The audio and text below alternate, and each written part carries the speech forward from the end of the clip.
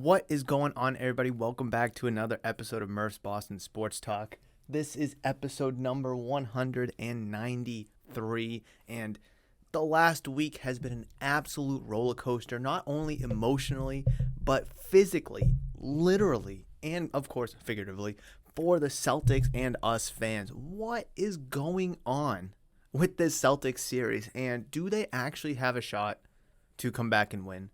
Obviously, us Celtics fans hope so. Us Celtics fans want them to. But how legitimate is this really? After being down, after being down 3-0 to claw their way back and win the last two games. Listen, I'm all about it. I'm very excited. They're winning me back. But they should have won those first two games. Game 3 was an embarrassment. Really broke your spirit. But here they are winning two of them. There's going to be a lot of question marks regardless how this series plays out, and I really can't wait to dive into that. We are going to be talking Celtics basketball in today's episode through and through. No Red Sox, no Patriots, no Bruins, Boston Celtics, Miami Heat, Eastern Conference Finals. Very, very excited for today's episode, as should you guys be as well. But let me get into some pleasantries real quick before we go any further. Again, thank you guys so much for joining me today for today's episode of Murph's Boston Sports Talk. If this is your first time, hopefully you enjoyed today's episode. If you're listening to this on audio-only platforms such as Spotify, Apple, Google Podcasts, wherever you listen to your podcasts, you can find Murph's Boston Sports Talk. So I would really appreciate you downloading, listening, and of course enjoying. But if you listen to this on YouTube, which I know some people do as well, thank you so much for clicking on the video. Please make sure you like, comment, and subscribe. All right, where do I even begin? I really don't want to talk about games 1 through 3. I really don't. I mean, we kind of touched upon it in last week, but I really don't want to talk about games 1, 2, or 3. But you could have made the case that they should have won the first two games. They were up double digits in the second half. Things just fell apart. And then things, in my opinion, hit rock bottom in Game 3. They showed quit. They showed that they didn't want to be there. And they made it seem like Game 4 is just going to be formality purposes. They really did. And I was at the point, personally, and I know a lot of people were too, I was at the point, if you're going to lose, just lose. Get swept. Let's be done with this. But then they win Game 4, and they looked really good. I guess they went to Topgolf when they were down in Miami. They had some drinks. They hung out. They just bonded, right? And sometimes that's all it takes is a little bit of bonding. No matter how that bonding is made. Like 2013, the Boston Marathon bombing really bonded the Red Sox together, bonded the city and the region together. And next thing you know, the Red Sox that year, which is an absolute juggernaut, is the Topgolf outing going to be the turning point for the 2023 Celtics season? So far, it looks like it. Listen, I'm not complaining. Whatever you got to do.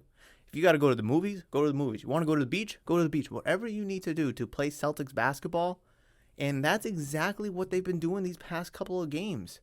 They've been playing Boston Celtics basketball. And I hate to say it, it shouldn't be this hard. It really, really shouldn't.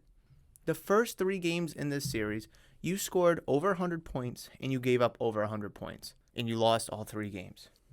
Right? Game 4, they again scored over 100 points, but they only gave up 99. So they held Miami to less than 100 points. Same thing with Game 5. 110 points they scored and they held Miami to 97. We could even go back to the 76ers series as well. When they were down 3-2, Celtics came out, won 95-86. Game 7, they won 112-88. They played defense and held the other team to under 100 points. And honestly, that seems like it's the key. So far, this playoffs, they are, 5-0 when they hold the other team to under 100 points. The Hawks, Game 1 at the first round, 112-99, they win. The 76ers, Game 2, 121-87. Game 6, same series, 95-86. Game 7, 112-88. 6-0. And then the last 2 games, 4-5 against Miami in the Eastern Conference Finals. They are 6-0 when they hold the other team to 100 points. It just so happens that the Celtics have also scored over 100 points in all of those games. It's kind of obvious to me that the talent level from the first round against the Hawks to the second round against the Sixers, which was a little bit more even, but here in this third round against the Heat, that the Celtics' talent level is showing up. And the difference between the Celtics and whoever they're facing, you can see the disparity there, whether it was the Hawks, 76ers, and now the Heat. And I think that's the huge thing that's finally one of the many factors in the turning point for the Celtics this series is they're shooting better, they're playing defense. And yes, Jimmy Butler, fun guy to watch, easy to root for. Yes, you like see Max Strus, Gabe Vincent, Caleb Martin, all these undrafted guys go out there and ball. But can we just dial it back? Let's put Jaylen Brown one-on-one against those undrafted guys. Who you taking? Jaylen Brown. Let's put Jason Tatum up against those undrafted guys. Who you taking? Jason Tatum. And just as a whole, the Celtics roster, and this was really one of the big arguments that the Celtics had going into the series, is your talent level is better than the Miami Heat. Your roster this year is better than the Celtics roster last year, who beat the same Heat team. Yeah, the Heat was able to get, Cody Zeller? They were able to bring in Kevin Love, but they're not giving you crazy minutes. They're not huge, impactful players. Like Malcolm Brogdon has been immensely impactful this year. I know he's kind of going through an elbow injury, so he wasn't really a factor in Game 5, but previously. And yes, there is a huge coaching disparity. However, in the NBA, I hate to say it, coaching really shouldn't be that big of a factor. When LeBron James, Dwayne Wade, and Chris Bosh were going to the finals 4 straight years and they won 2 of them, yes, Eric Spoelstra was the coach back then. But were we really going to sit there and say that Spoelstra was the reason why that they won those championships and made it to those finals, LeBron's 4 years in Miami? I don't think so. Are we really going to sit here and say Tyronn Lue was the reason why that the Cleveland Cavaliers made it to the finals those 4 straight years that LeBron was there? No. It was LeBron, Kyrie, Kevin Love, ironically enough. Yeah, J.R. Smith. They had a good roster. They had tons of talent. Let's go to Golden State. When they ripped off their 4 championships and their handful of finals appearances, was it Steve Kerr? Maybe he probably played a role in it, but no, it was Steph Curry, Klay Thompson, Draymond Green, obviously Durant when he was there, Andre Iguodala, Sean Livingston, Leandro Barbosa earlier on. The talent gap just favored those teams. And again, we're seeing the talent gap now in these past couple of games. Not that they've been blowouts, but they've won by 17 points in Game 4 and now 13 points in Game 5. So we're seeing it. And it's nice. It's promising. I'm not trying to jump ahead of myself here, but my biggest takeaway is the Celtics are playing defense. It's that simple. It is super duper simple, that simple to play defense. Because I think through the talent that they have, the talent gap that is there, they should easily be able to score 100, 110 points. Some cases 120. But if you can just lock down, play defense, turn defense into offense, put pressure on the opposing team, make Jimmy Butler have to exert energy on defense, then I really do think the Celtics can find a way to win Game 6. And I'm only focused on Game 6. I really don't care about Game 7 because there is no Game 7 unless you take care of business here in Game 6. I've said that pretty much every time the Celtics, the Bruins, or even back when the Red Sox were last in the playoffs. I don't care about the following day. I don't care about the following series. I don't care about the following game. When your back is up against the wall, all that matters is Game 6, or the next game, I should say. And that's the Celtics' attitude right now, and it feels like ever since that Game 3 loss in their Topgolf outing, that their attitude has shifted. I feel like they woke up and they just, they entered the series, they feel like they could have beat Miami without even trying. I think they took them disrespectfully. And you know what? I don't know why. You played them 3 times in the regular season. You played them last year, again, with a similar roster in the Eastern Conference Finals, who took you to 7 games, who Jimmy Butler almost hit a game-winning 3. Why did you take them so lightly? But again, Celtics have that mindset now. 1 game at a time. And in a best of 7 series, when you're kind of going back and forth, punch for punch, you win one, you lose one, you win one, you lose one. You don't really need that one game at a time mentality. However, when your back's against the wall and you're down 3-0, 3-1, and now 3-2, yeah, you need to have that mentality because there's no tomorrow if you lose. In the beginning of the series, when you lose the first game, 123, 116, and you're down 1-0, yeah, you got the next game. You got the game after that. Yeah, there's tons of games ahead of you.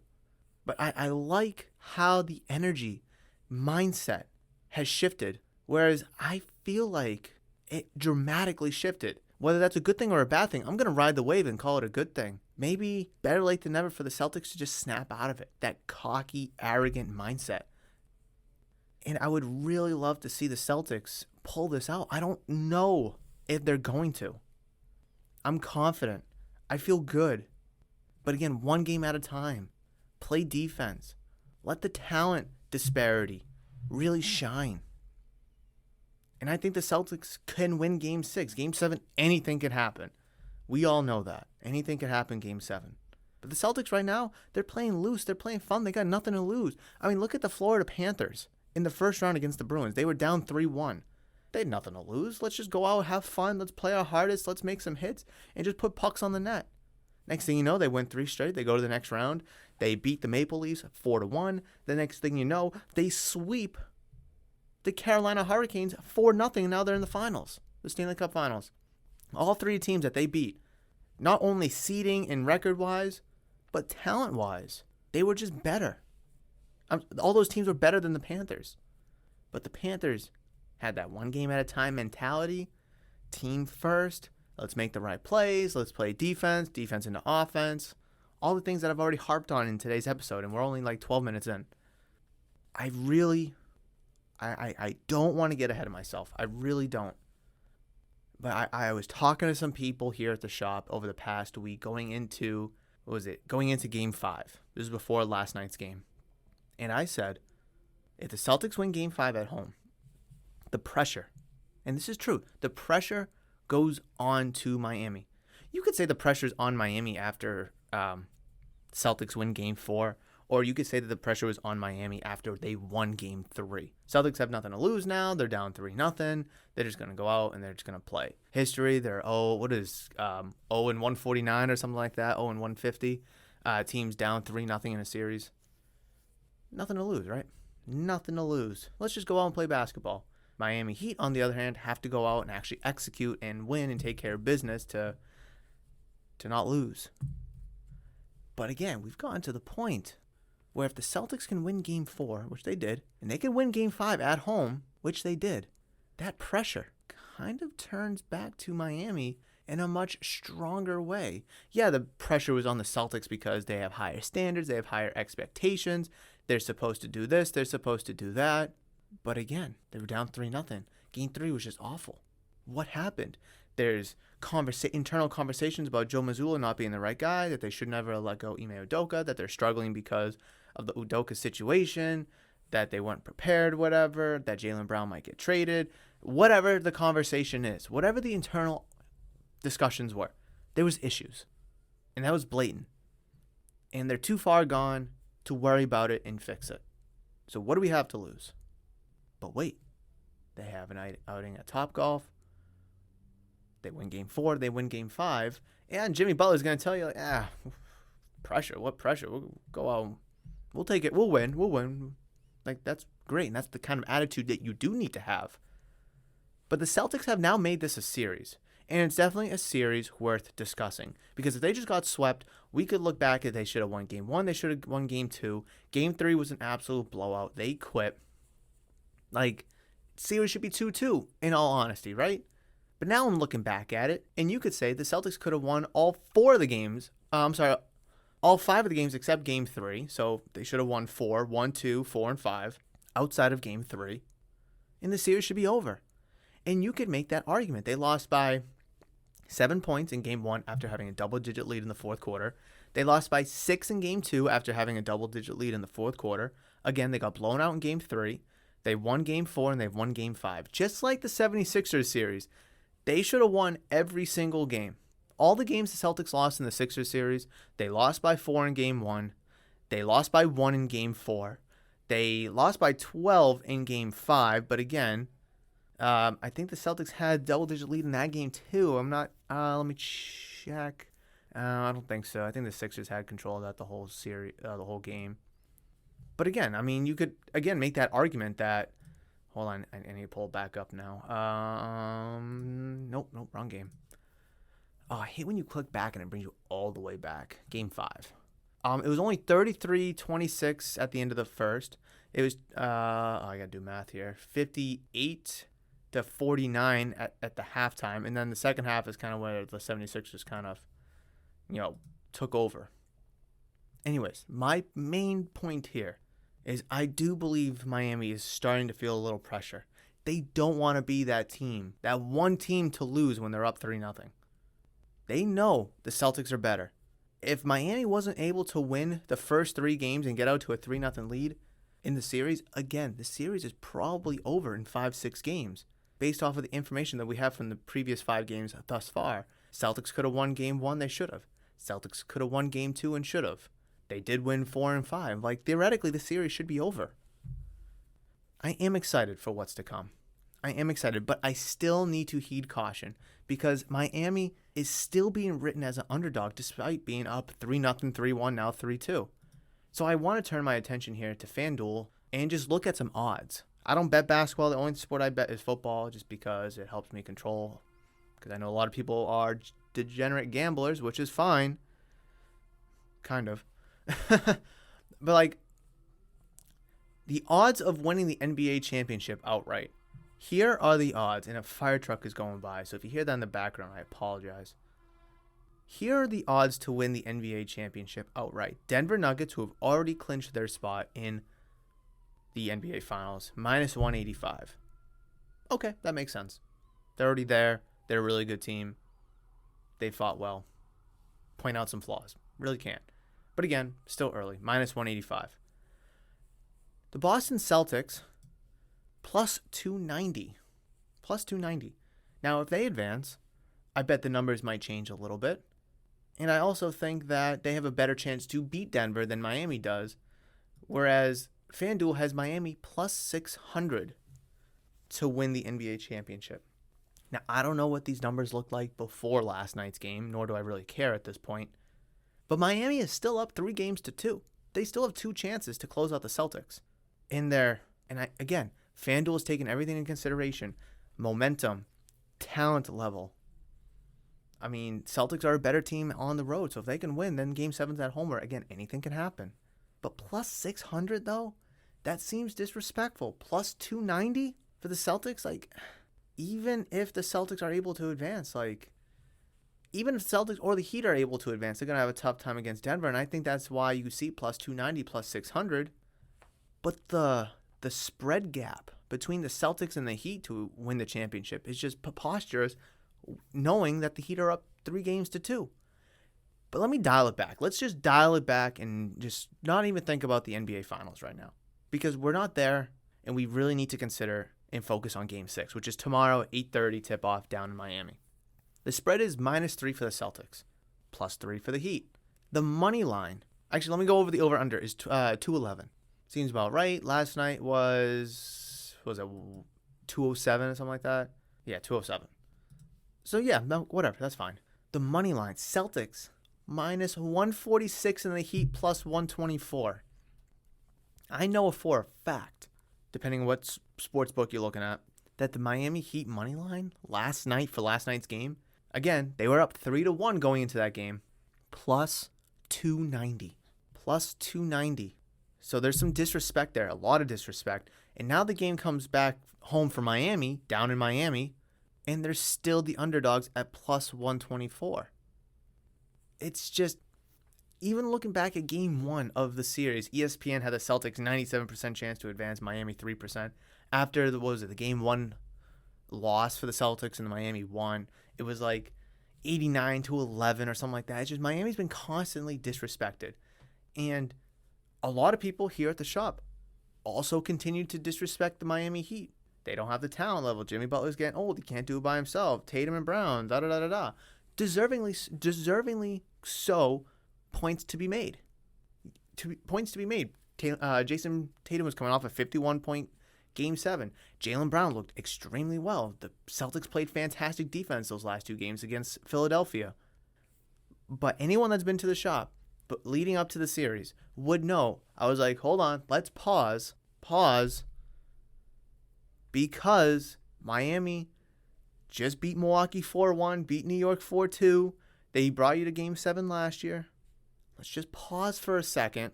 Give them a little bit of respect because they are being heavily disrespected across the board, across the country.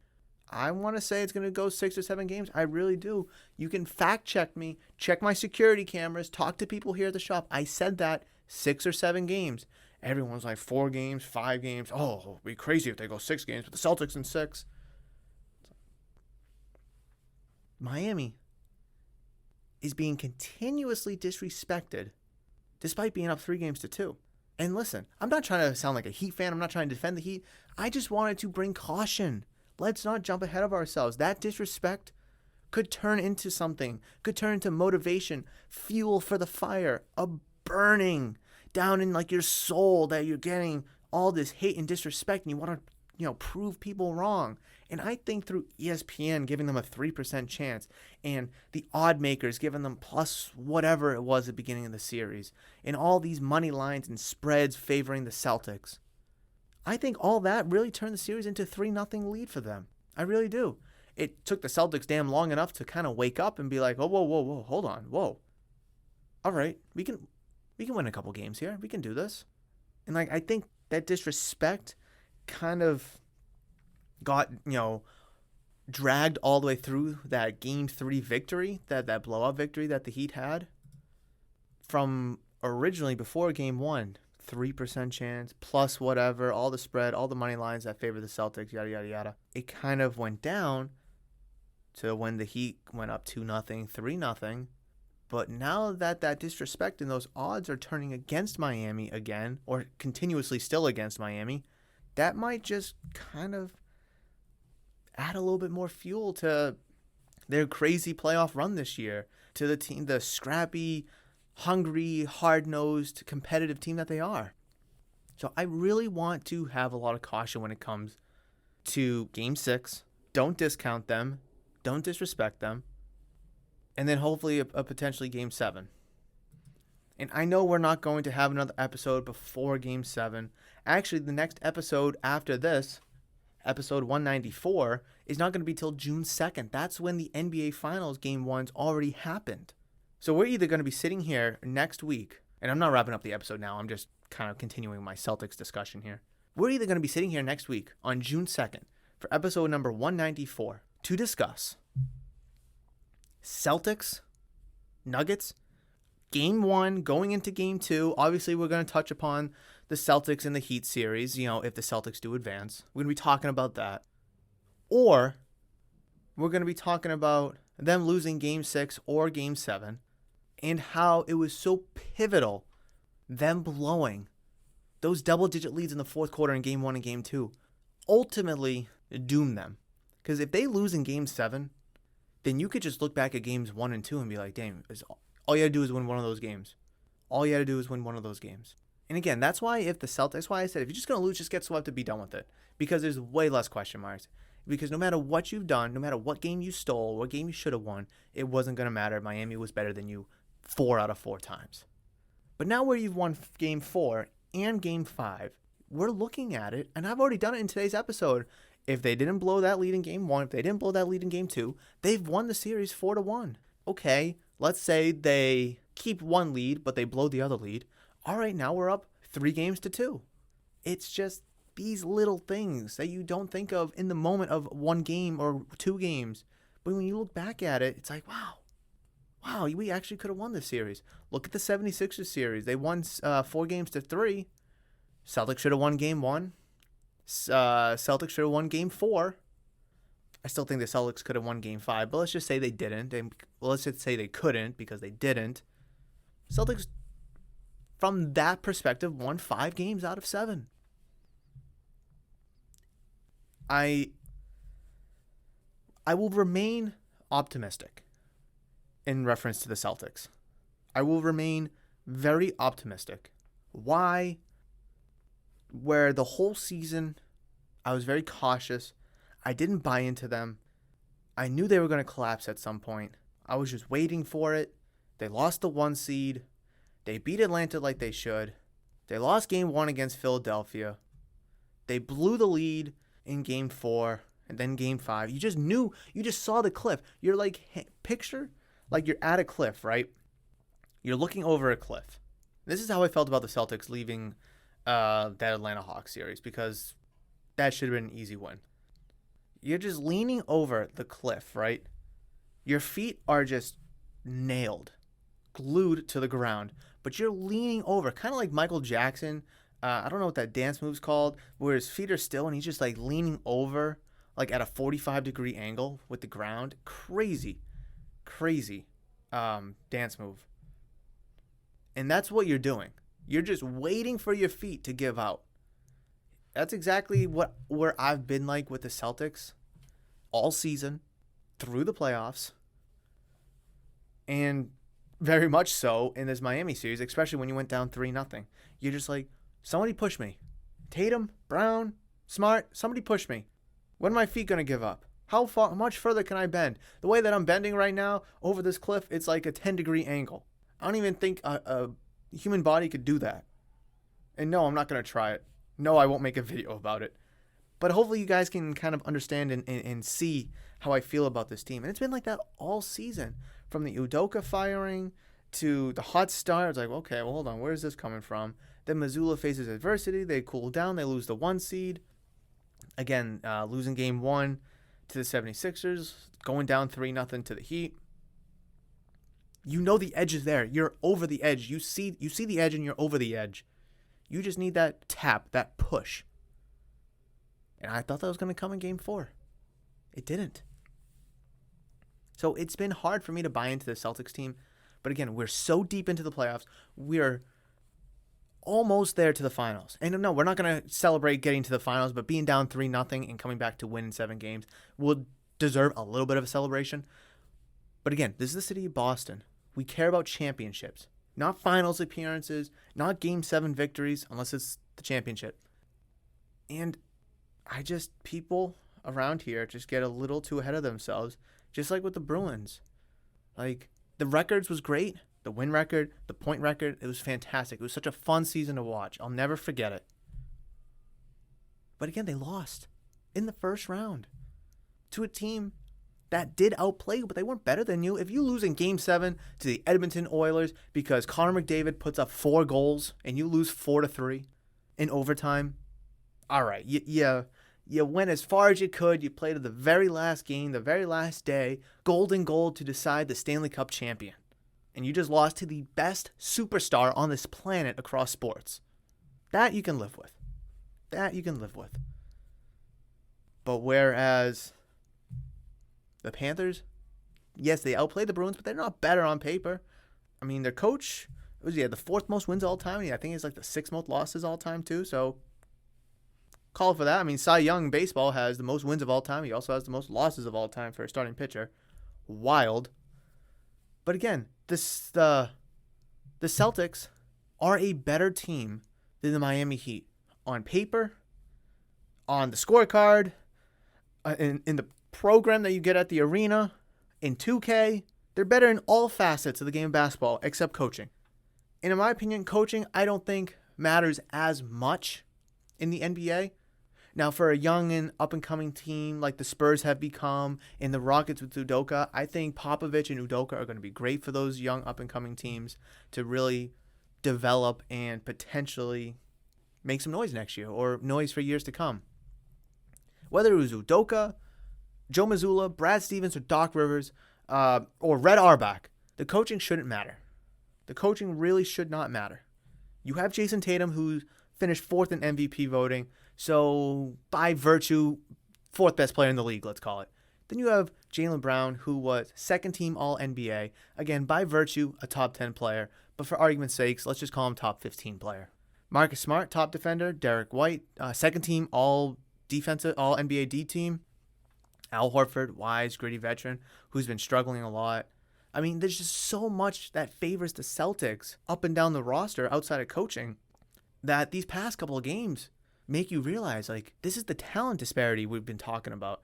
This is where our superstars are better than their superstars. This is where our players are better than players, just period. So but again, you're down 3-0. Why? You win game 4 and you win game 5. Again, the needle's pointing up, but you dug yourself down in this hole. And I'm still on that ledge because I know that cliff is there. And all it's going to take is one push. And it's at the point where that one loss is that push. I don't want the Celtics to lose. I've been hard on the Celtics all season long. I don't want to be right about that. I don't want to be right that they've come up short in big moments, that they needed Udoka, that they don't have the players to do it, that they need to blow it. I don't want to be right about any of that. But on this podcast, and with my takes on this podcast, and of course when I'm talking sports here at the shop, I keep it real. I keep it, I try to keep it as optimistic as I can, but I keep it as realistic more than anything. I'm not going to sugarcoat it. When the Red Sox were sucking last year in the middle of August, I'm not going to sugarcoat it and say, oh yeah, I think the Red Sox have a good chance to make the playoffs, even though they brought in Tommy Pham and traded Christian Vasquez. Like, I love the Patriots. I want the Patriots to make the playoffs and win the Super Bowl, and I want Mac Jones to be the best quarterback in the league. But A, I know he's not going to be.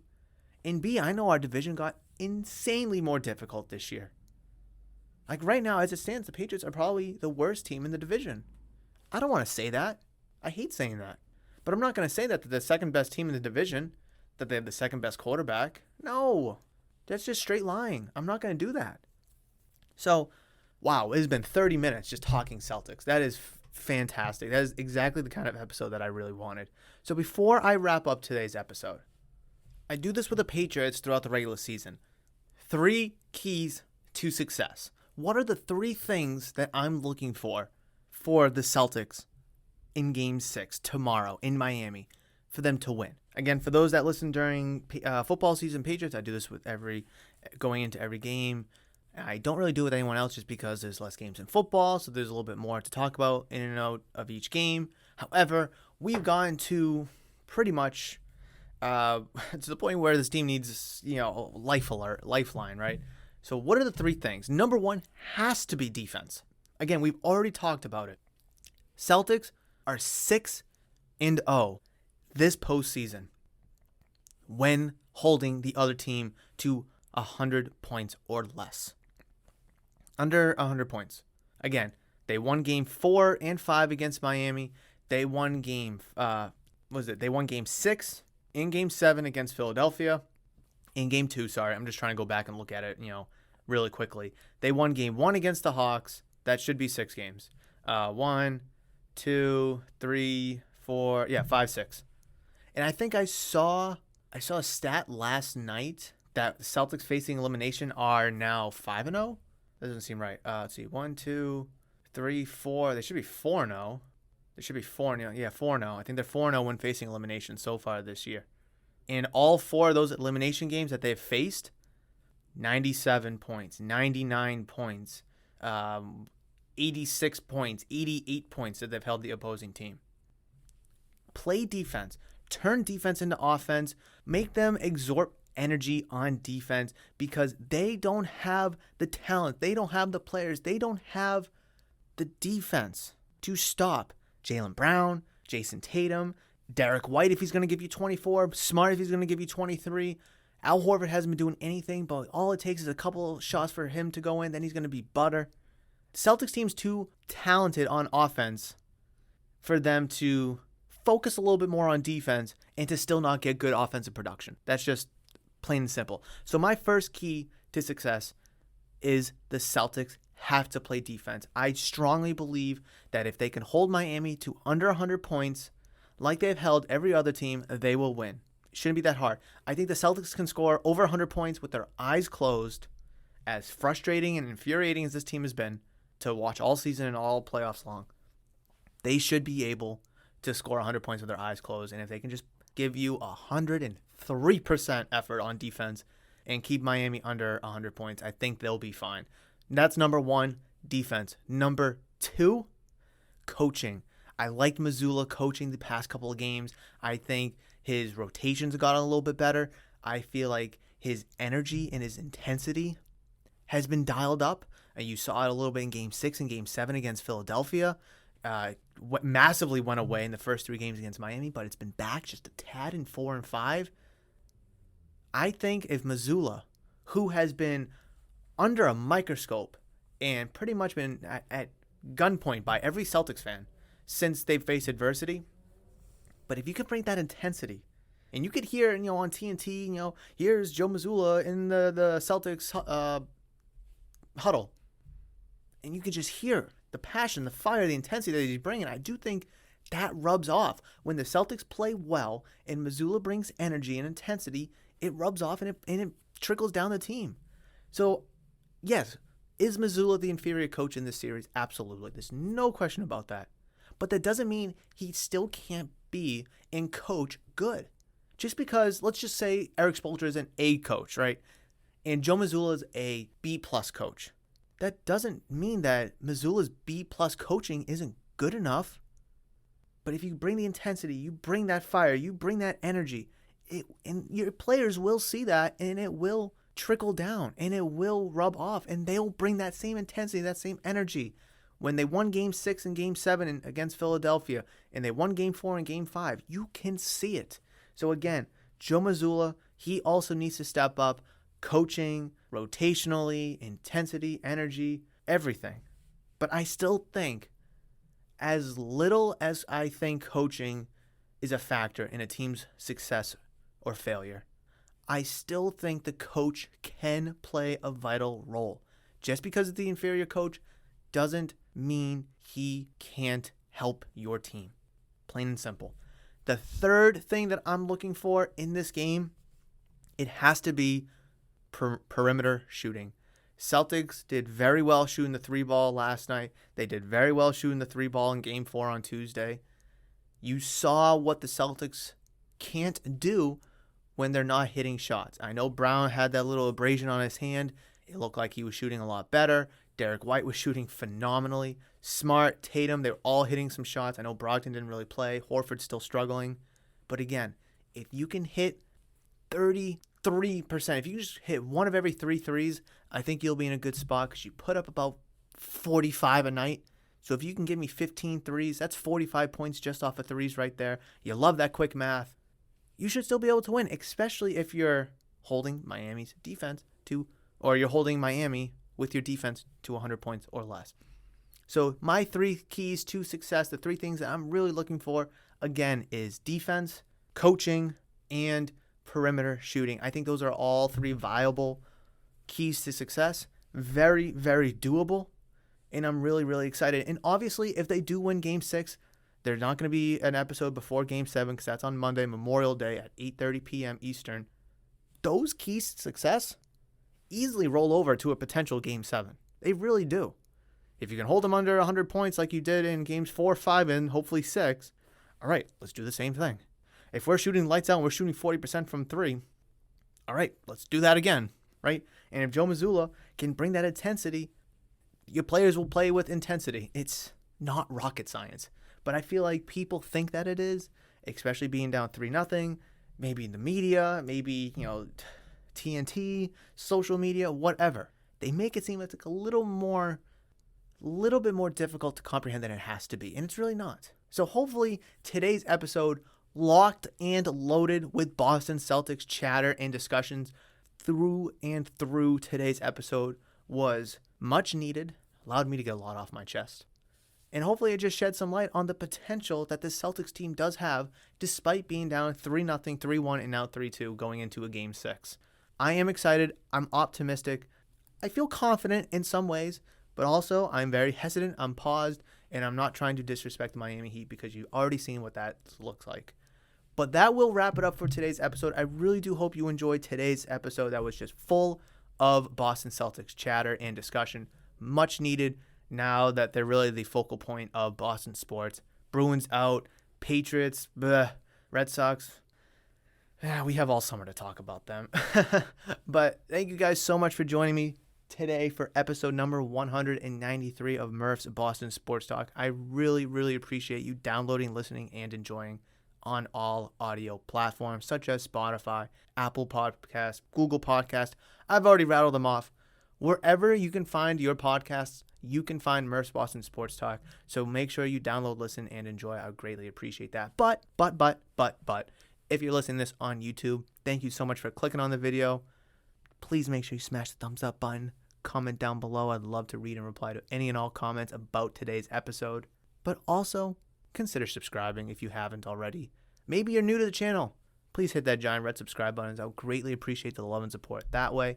If you want to reach out to me via social media, it's at Murph's Cardtown on Twitter, Instagram, and of course Facebook at Murph's Cardtown. You can reach out to me on social media. But that is going to do it, guys. Enjoy your Memorial Day weekend. Enjoy your long weekend. Be safe. Enjoy the weather. It's supposed to be beautiful.